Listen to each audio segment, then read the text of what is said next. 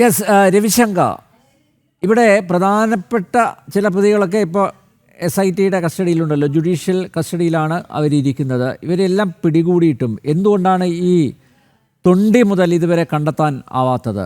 SIT അതിനെക്കുറിച്ചൊന്നും ഒരു അക്ഷരം പറയുന്നില്ല. കോടതിയിൽ കൊടുത്ത റിപ്പോർട്ടിലും അതിനെക്കുറിച്ച് പരാമർശം ഇല്ല.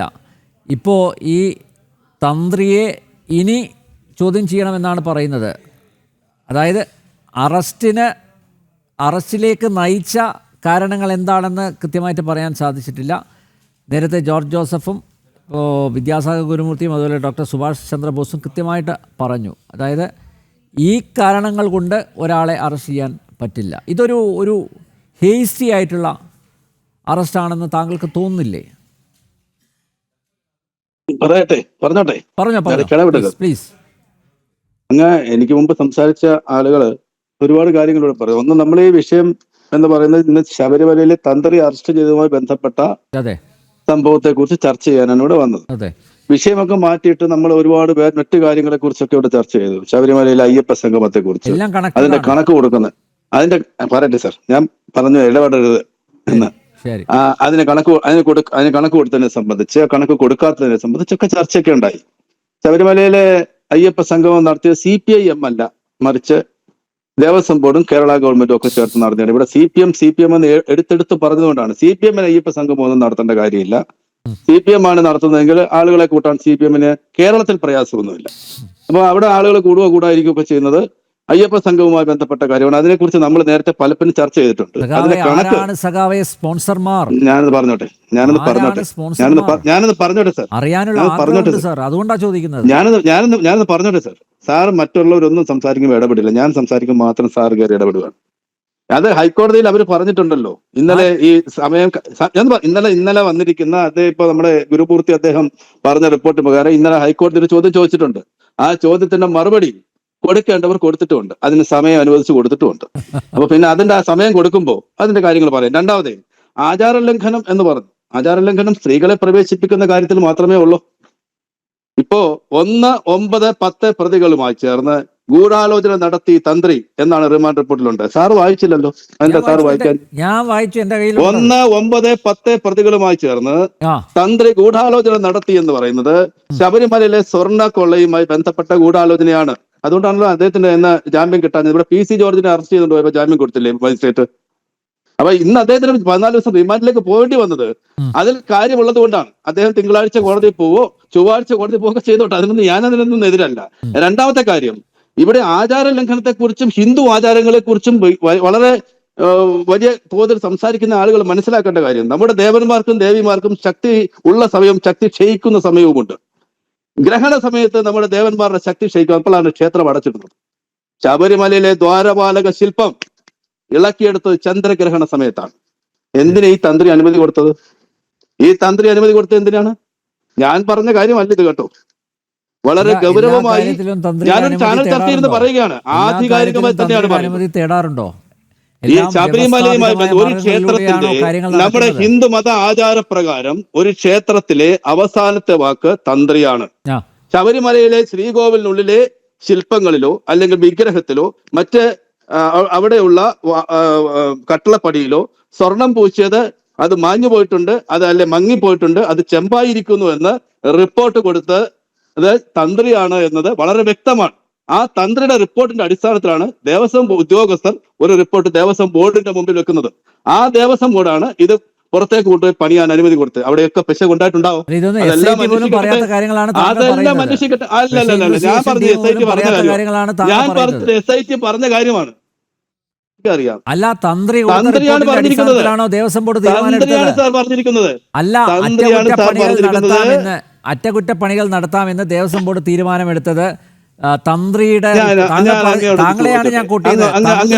റിപ്പോർട്ടിന്റെ അടിസ്ഥാനത്തിൽ തന്ത്രി അങ്ങനെ ഒരു റിപ്പോർട്ട് കൊടുത്തിട്ടുണ്ടോ? അങ്ങനെ ഉണ്ടെങ്കിൽ റിപ്പോർട്ട് ഉണ്ടെങ്കിൽ അതൊന്ന് പ്രിയപ്പെട്ട സഖാവെ ആ റിപ്പോർട്ട് ഒന്ന് എനിക്ക് അയച്ചു തരൂ പ്ലീസ്. എന്റെ പ്രിയപ്പെട്ട സാറേ, ഒരു സംശയം. ശ്രീകോവിലിനുള്ളിലിരിക്കുന്ന വിഗ്രഹത്തിനോ ശ്രീകോവിലിനുള്ളിലെ മറ്റ് സാധന സാമഗ്രികൾക്കോ എന്തെങ്കിലും അപജയം സംഭവിക്കുന്നത് പുറത്തു നിൽക്കുന്ന ഒരാൾക്ക് അറിയാൻ കഴിയുമോ?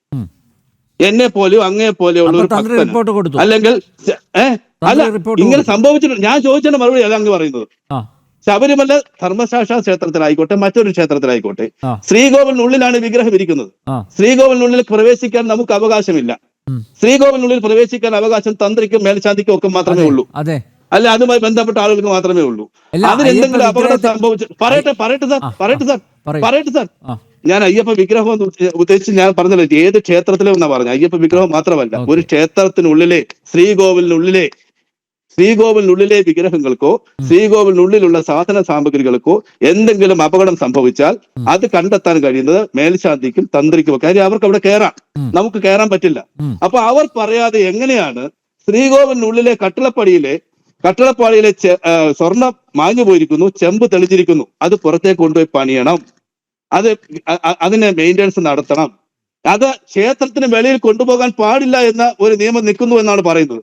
അങ്ങനെയെങ്കിൽ അത് ക്ഷേത്രത്തിന് പുറത്തേക്ക് കൊണ്ടുപോകാൻ തന്ത്രി എങ്ങനെ അനുവാദം കൊടുത്തു?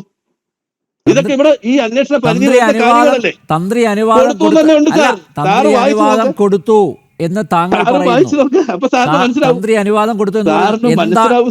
തന്ത്രി അനുവാദം കൊടുത്തതിന്റെ തെളിവെന്താണ് അത് പറ. തന്ത്രി അനുവാദം കൊടുത്തതിന്റെ തെളിവ് കൃത്യമായി SIT കണ്ടെത്തുകയും അത് കണ്ടെത്തിയതിന്റെ അടിസ്ഥാനത്തിലാണ് ഇന്ന് അദ്ദേഹത്തെ ചോദ്യം ചെയ്തതിനു ശേഷം കാര്യങ്ങൾ നയിച്ചത് തെളിവുകളുടെ അടിസ്ഥാനത്തിൽ പറയാൻ പറ്റുള്ളൂ. എന്താണ് തെളിവ്? സാറിന്റെ മുമ്പിൽ ഞാനൊരു കാര്യം ചോദിച്ചോട്ടെ ശ്രീ രവിശങ്കർ, ആവർത്തിച്ചു ചോദിക്കുകയാണ്. താങ്കൾ നേരത്തെ പറയും, താങ്കളുടെ വാക്കുകൾ തന്നെയാണ് ഞാൻ ഉദാഹരിക്കുന്നത്, കോട്ട് ചെയ്യുന്നത്. തന്ത്രി ഒരു റിപ്പോർട്ട് കൊടുത്തു എന്നാണ് പറയുന്നത്. അതായത് ഈ കട്ടിളപ്പാളിക്കും ഈ വാതിൽപ്പാളിക്കും ഒക്കെ അതിന് കേടുപാടുകൾ സംഭവിച്ചിട്ടുണ്ട്, അത് ചെമ്പായി മാറിയിട്ടുണ്ടെന്ന് തന്ത്രി റിപ്പോർട്ട് കൊടുത്തു എന്നാണ് താങ്കൾ ആവർത്തിച്ച് പറയുന്നത്. അങ്ങനെ തന്ത്രി കൊടുത്ത റിപ്പോർട്ട് താങ്കളുടെ പക്കലുണ്ടോ? അതിന്റെ അടിസ്ഥാനത്തിലാണോ ദേവസ്വം ബോർഡ് തീരുമാനിച്ചത്? ഞാൻ മനസ്സിലാക്കുന്നത് ദേവസ്വം ബോർഡ് തന്നെയാണ് തീരുമാനമെടുത്തത്. മാത്രമല്ല താങ്കളുടെ പ്രിയപ്പെട്ട സഖാവ് പത്മകുമാറാണ് കൈപ്പടയിൽ എഴുതിയത്. ഈ സ്വർണം എന്നുള്ളത് താങ്കളുടെ പ്രിയപ്പെട്ട സഖാവ് ഇപ്പൊ ജയിലിൽ കഴിയുന്നുണ്ടല്ലോ, അദ്ദേഹമാണ് തിരുത്തി എഴുതിയത് സ്വന്തം കൈപ്പടയിൽ. ഇന്നത്തെ ദിവസം ബഹുമാനപ്പെട്ട തന്ത്രിയുമായുള്ള അന്വേഷണ ഉദ്യോഗസ്ഥരുടെ ഇടപെടലിന്റെ ഭാഗമായിട്ട് ഇന്നും ഉള്ള റിപ്പോർട്ടിൽ ഞാൻ ഈ പറഞ്ഞ കാര്യം റിപ്പോർട്ട് തന്നെ പറയാണ്. ഇനി കൂടുതൽ അതുകൊണ്ട് ഇദ്ദേഹത്തെ ചോദ്യം ചെയ്യേണ്ടതുണ്ട്. ഞാൻ ആദ്യം ചോദിച്ച ചോദ്യത്തിന് ഉത്തരം കിട്ടിയിട്ടില്ല. പ്രധാന പ്രതികളൊക്കെ ജുഡീഷ്യൽ കസ്റ്റഡിയിലുണ്ട്. എന്തുകൊണ്ടാണ് ഇതുവരെയായും മോഷണ മുതൽ കവർച്ച മുതൽ എന്തുകൊണ്ട് സ്പെഷ്യൽ ഇൻവെസ്റ്റിഗേഷൻ ടീം ഒരക്ഷരം പറയുന്നില്ല കോടതി? ഞാനൊന്ന് പറഞ്ഞോട്ടെ. 409 ഗ്രാം സ്വർണം ഗോവർദ്ധന്റെ കയ്യിൽ നിന്നും അവിടെ എത്തിയിട്ടുണ്ട്. 109 സംതിങ് സ്വർണം പോറ്റിയുടെ കൈവശത്ത് നിന്ന് എടുത്തിട്ടുണ്ട്. ഈ സ്വർണം ശബരിമലയിൽ തിരികെ കൊണ്ടുവന്ന് അവിടെ സ്ഥാപിച്ചിരിക്കുന്നത് അതേ വാതിൽപ്പാളിയാണോ, കട്ടിളപ്പാളിയാണോ? പിന്നെയും പല കാര്യങ്ങളുണ്ട്. അവിടെയുള്ള സംവിധാനത്തുള്ളത് ഒറിജിനൽ ആണോ അല്ലെങ്കിൽ ഡ്യൂപ്ലിക്കേറ്റ് ആണോ? അത് മാത്രം അറിഞ്ഞാൽ ഞാനൊന്ന് പറയാൻ സാർ സമ്മതിക്കാത്ത. ഞാനിപ്പോ പറഞ്ഞല്ലോ 409 ഗ്രാമിനെ കുറിച്ച് 109 ഗ്രാമിനെ കുറിച്ച് പറഞ്ഞല്ലോ. ഈ സ്വർണം അവിടെ നിന്ന് എടുത്തുകൊണ്ട് പോയ സ്വർണം തന്നെയാണോ എന്നറിയാൻ വേണ്ടിയുള്ള പരിശോധനയ്ക്ക് അയച്ചിരിക്കുകയല്ലേ. അതിന്റെ പരിശോധന റിപ്പോർട്ട് VSSL അല്ലേ കൊടുത്തിരിക്കുന്നത്. അത് വരട്ടെ, അതാണോ എന്ന് അറിയാൻ പറ്റുമല്ലോ. അത് രണ്ടാമത് ഒരു കാര്യം കൂടെ പറഞ്ഞോട്ടെ. ഇവിടെ CPIM-ന്റെ ഒരു ജില്ലാ കമ്മിറ്റി സെക്രട്ടറിയേറ്റ് മെമ്പറുമായി ബന്ധപ്പെട്ട ചില കാര്യങ്ങൾ പറഞ്ഞു. CPM-ന്റെ ജില്ലാ committee secretariat member 2019 Devaswom board president ആയിരുന്നത്. നിങ്ങള് പ്രശാന്ത് പ്രസിഡന്റ് ആയിരിക്കുന്ന സമയത്ത് CPIM-ന്റെ ജില്ലാ കമ്മിറ്റി ഓഫീസിൽ നടന്ന എന്തോ ഒരു സംഭവത്തെ സംബന്ധിച്ച് പൊടിപ്പും തൊങ്ങലും വെച്ച് ഇവിടെ ചില ആളുകൾ സംസാരിച്ചു. അപ്പോ അദ്ദേഹം പ്രസിഡന്റ് സ്ഥാനത്തു നിന്ന് മാറി മറ്റ് പല തസ്തികകളും വന്നിട്ട് എത്രയോ കാലം കഴിഞ്ഞതിന് ശേഷമാണ് ഈ പറയപ്പെടുന്ന സംഭവം, യഥാർത്ഥ സംഭവം അതല്ല, അങ്ങനെ ഉണ്ടായി എന്ന് പറയുന്ന പത്രവാർത്ത ഉണ്ടായത്. അതുപോലും ഇതുമായിട്ട് കണക്ട് ചെയ്യുകയാണ്. അപ്പൊ CPM-നെ എങ്ങനെയെങ്കിലും പ്രതിരോധത്തിലാക്കാം. CPM വളരെ കൃത്യമായ അന്വേഷണത്തിലാണ് കേരളത്തിൽ പോകുന്നത് എന്നുള്ളത് കൊണ്ട് തന്നെയാണ് CPM-ന് നേരെ ഈ ചോദ്യശരങ്ങളെല്ലാം വരുന്നത്. ഞങ്ങളത് പറഞ്ഞത് ഇന്നത്തെ ഈ ഗവൺമെന്റ് അധികാരത്തിൽ നിന്ന് പോകുന്നതിന് മുമ്പ് തന്നെ ഈ അധികാരത്തിൽ നിന്ന് പോകുന്നതിന് മുമ്പ് തന്നെ ശബരിമലയിൽ നിന്ന് ഒരു തരി സ്വർണം എടുത്തിട്ടുണ്ടെങ്കിൽ അവൻ എല്ലാം അകത്ത് കിടക്കും. അതിന് യാതൊരു തർക്കവും വേണ്ട. അത് ആരാലും തടയപ്പെടാൻ കഴിയില്ല. അപ്പൊ ഇനി ഇവിടെ ഇരുന്ന് എന്തെല്ലാം പറഞ്ഞാലും CPIM ചീത്ത വിളിച്ചാലും ഒന്നും രക്ഷയില്ല. ശബരിമലയിലെ സ്വർണം എടുത്ത് ഒരു തരി ഞങ്ങൾ ഇനി ഒരു കാര്യം കൂടെ, അല്ല എനിക്ക് ഒറ്റ കാര്യം കൂടെ, ശബരിമലയുമായി ബന്ധപ്പെട്ടല്ലെങ്കിലും പോലീസിന് കൊടുത്ത ഒരു ആംബുലൻസുമായി ബന്ധപ്പെട്ട് നടന്ന ഒരു ചടങ്ങ്, ആ ചടങ്ങ് നടന്ന സ്ഥലം അങ്ങ് പരിശോധിക്കണം. അതിന്റെ വീഡിയോ ദൃശ്യങ്ങൾ മുഖ്യമന്ത്രിയുടെ ഓഫീസ് തന്നെ പുറത്തുവിട്ടിട്ടുണ്ട്. അത് എങ്ങനെയാണ് മുഖ്യമന്ത്രി ഈ പറയുന്ന ഉണ്ണികൃഷ്ണൻ പോറ്റിയോട് സംസാരിച്ചിട്ടുണ്ടോ എന്നുള്ളത് അപ്പൊ അതിൽ കൂടെ ബോധ്യപ്പെടാൻ പറ്റും. 2, ഈ സംഭവവുമായി ബന്ധപ്പെട്ട് ഭീമ ജുവലേഴ്സ് കൊടുത്ത ആംബുലൻസ് ആണ്, പോലീസിന് കൊടുത്ത ആംബുലൻസ് അല്ല, എന്തോ ഒരു വാഹനത്തിന് വേറെ പേരുണ്ട്. ആ സംഗതി അത് കൊടുക്കുമ്പോ ഭീമ ജുവലേഴ്സ് ഏൽപ്പിച്ചു വിട്ട ആളുകളാണ് ഇവർ. ഭീമ ജുവലേഴ്സ് ആണ് ഈ താക്കോൽ കൊണ്ടുവന്ന് മുഖ്യമന്ത്രിയെ കൊടുക്കാൻ ഒരു സ്ത്രീയെയും ഈ ഉണ്ണികൃഷ്ണൻ പോറ്റിയെയും ഏൽപ്പിച്ചു വിടുന്ന ചിത്രങ്ങളിൽ വ്യക്തമാണല്ലോ. എന്തിനാണ് ഉണ്ണികൃഷ്ണൻ പോറ്റിയ? ഉണ്ണികൃഷ്ണൻ പോറ്റിയല്ല, അത് ഭീമയുടെ ആളുകളാണ്. അത് ഭീമയുടെ ആളുകളാണ്. അവര് അത് വാങ്ങിച്ചു. ഞാൻ പറഞ്ഞു കഴിഞ്ഞു സർ. എന്നാൽ അതീവ സുരക്ഷിതത്വമുള്ള ശ്രീമതി സോണിയാഗാന്ധിയുടെ UP-യുടെ ഭരണസമയത്ത് പ്രയാർ ഗോപാലകൃഷ്ണനും അടൂർ പ്രകാശും അതോടൊപ്പം നമ്മുടെ ആന്റണിയും എങ്ങനെ അവിടെ ചെന്നു, എന്താണ് അവിടെ കൊടുത്തത്, അവരുടെ കയ്യെ കെട്ടി കൊടുത്തതോ പാകി കൊടുത്തതോ സ്വർണ്ണമാണോ എന്താണെന്നുള്ളതിനെ കുറിച്ച് അറിയണ്ടേ?